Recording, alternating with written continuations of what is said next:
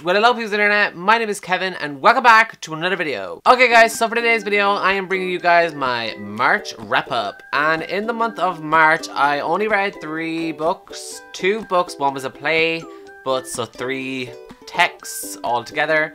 And yeah, it wasn't really a great reading month for me because at the start of the month I literally read nothing, and it wasn't until the end of the month when I started actually reading stuff. I was kind of in like a bit of a slump.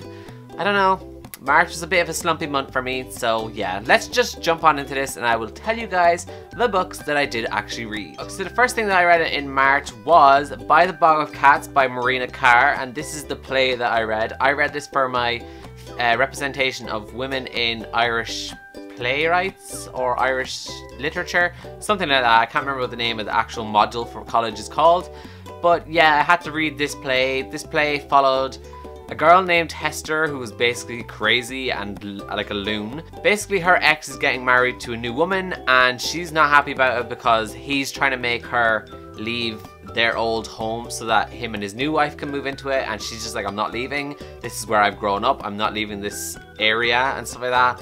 She goes cray cray, and yeah, it was a really random and all over the place kind of play, but I loved it. I gave it a 4 out of 5 stars. I really enjoyed it. And I'm not going to talk more about it because the majority of you guys have no interest at all about this play. The next thing that I read was Simon vs. the Homo Sapiens Agenda by Becky Albertalli, and I freaking loved this book. I give it a 5 out of 5 stars. Highly enjoyed it, and I would highly recommend this book also, just because this book is so incredibly diverse and it made me so happy.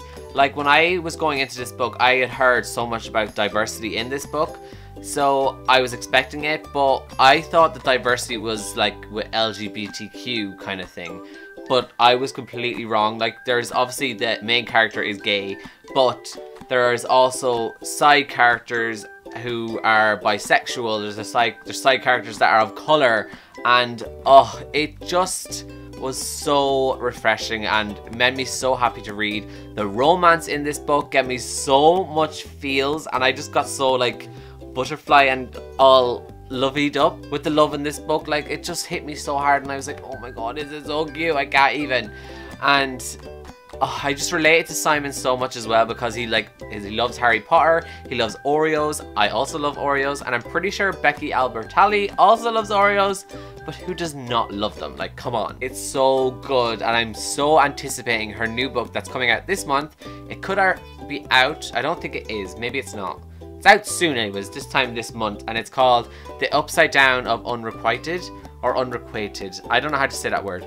Anyways, that's the name of the book, and I'm really looking forward to reading that because it follows lesbian characters, and I know there's like Korean characters as well, and it just makes me so happy that it's another diverse book, so I'm so excited to read it.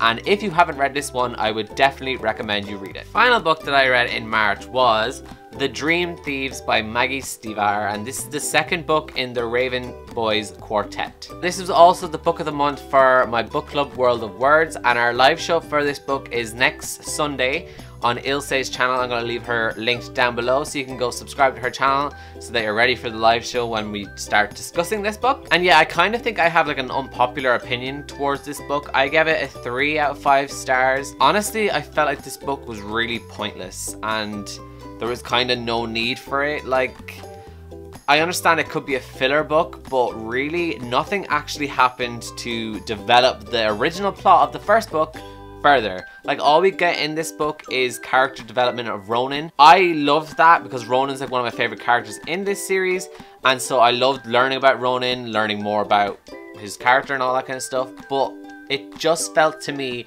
other than his character development, nothing actually happened to progress the plot until the last 40 pages. So it just dragged out because this book was like 450 pages and nothing actually important to the plot happened until the last 40 pages, in my opinion. And yeah, that's all I can really say about this. I will continue on with the series because I do own Blue Lily Lily Blue, and I do plan on reading it because there is a severe cliffhanger at the end of this book, and I freaking hate cliffhangers, so I need to find out what happens. So I will continue on with the series and hopefully it picks up again, because I thought the first book was really good, this book was a severe disappointment for me, and I'm just really hoping it picks back up again. So, okay guys, so that is it for my March wrap up. Let me know down below some of the books that you read in the month of March, or if you've read any of these books that I've discussed, let me know what you thought of them down below in the comments.